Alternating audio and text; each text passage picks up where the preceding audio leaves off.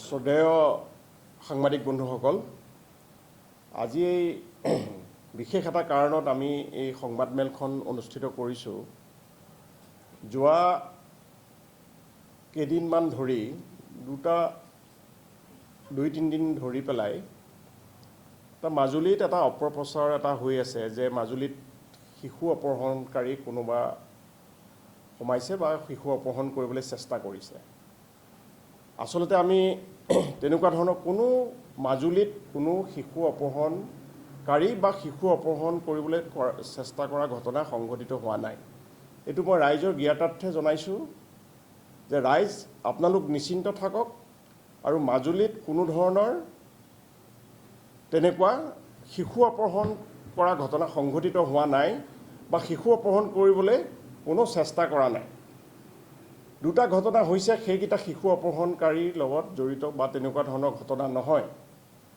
যিটো ঘটনা জেংৰাইমুখৰ চেৰপাই গাঁৱত সংঘটিত হৈছে, সেই ঘটনাটো সম্পূৰ্ণ এটা বেলেগ ঘটনা। যিগৰাকী মানুহৰ ঘৰত ৰাতি 12 বজাত এজন মানুহ সোমাইছিলে আৰু সেই মানুহজন আমি ধৰিছোঁ, তেওঁ ঢকুৱাখানাৰ লোক হয় আৰু সেই লোকজনক স্বীকাৰোক্তি ভিত্তিত আমি গম পাইছোঁ যে সেইটো কোনো শিশু অপহৰণৰ ঘটনা বা তেনেকুৱা ধৰণৰ ঘটনা নহয়। এইটো বেলেগ কাৰণত তেওঁ আহিছিলে আৰু ইতিমধ্যে তেওঁৰ ওপৰত আমি আইনগতভাৱে কেছ মোকৰ্দমা ৰুজু কৰি আমি তেওঁক জেল হাজতলৈ প্ৰেৰণ কৰিছোঁ।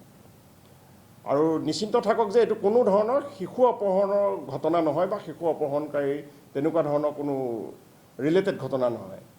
দ্বিতীয়তে, গড়মূৰ থানা অন্তৰ্গত যিটো কাংকন নগৰ আমাৰ গোপালপুৰ, তাত যিটো যোৱা 20 তাৰিখে ৰাতি যিটো ঘটনা হৈছে, ঘটনাটো হ'ল যে দুঘৰ মানুহ তাতে আছে আৰু প্ৰথম ঘৰ মানুহত প্ৰথমতে তলত আমি যিটো অসমীয়াত সিন্ধি খানা বুলি কওঁ, সিন্ধি খানি চোৰে চুৰ কৰিবলৈ চেষ্টা কৰিছিলে।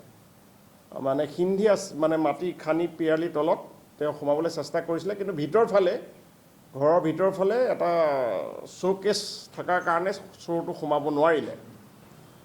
তাত সোমাব নোৱাৰি ওচৰৰ মানুহ ঘৰত বেৰ ফালি সোমাবলৈ চেষ্টা কৰিছিলে।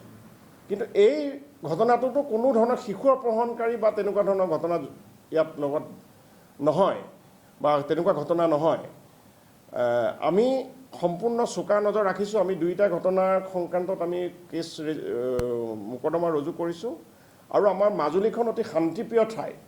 আৰু আজিৰ দিনত আজি মই আৰক্ষী অধীক্ষক হিচাপে আপোনালোকক কৈছোঁ যে মাজুলীত কোনো শিশু অপহৰণকাৰী সোমোৱা নাই আৰু আমি এই ক্ষেত্ৰত সজাগ দৃষ্টি ৰাখিছোঁ। অকল শিশু অপহৰণকাৰী বুলি নহয়, যিকোনো অপৰাধৰ ক্ষেত্ৰত আমি ব্যৱস্থা ল'বলৈ আমি সদায় সতৰ্ক আছোঁ।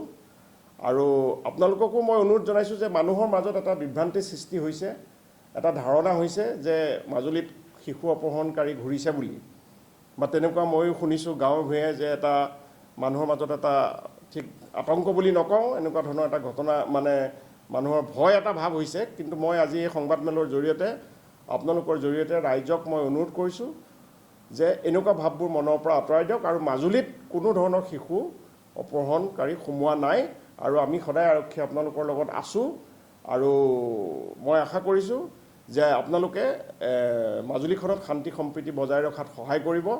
আৰু দ্বিতীয়তে, আপোনালোকক আৰু এটা মই কথা কওঁ যে মাজুলীখন এখন ঐতিহ্যমণ্ডিত ঠাই আৰু মাজুলীত বহুত পৰ্যটক আহে আৰু মাজুলীত ওচৰৰ জিলাৰ পৰাও মানুহ আহে, ইয়াত থাকে, হোম ষ্টেও কৰে, বিভিন্ন জেগাত গাঁৱে ভূঞে থাকে, মাজুলীৰ প্ৰাকৃতিক সৌন্দৰ্য উপভোগ কৰে।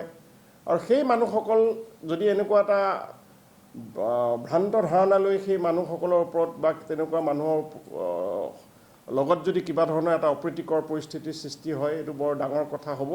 গতিকে মই এই আপোনালোকৰ সংবাদমেলৰ জৰিয়তে সংবাদমেলৰ জৰিয়তে মই আপোনাক এইটোৱে অনুৰোধ জনাইছোঁ আপোনালোকক যে ৰাইজক আপোনালোকেও অলপ সজাগ কৰক যে মাজুলীত কোনো ধৰণৰ শিশু অপহৰণকাৰী নাই আৰু তেনেকুৱা শিশু অপহৰণৰ লগত ঘটনা মাজুলীত সংঘটিত হোৱা নাই।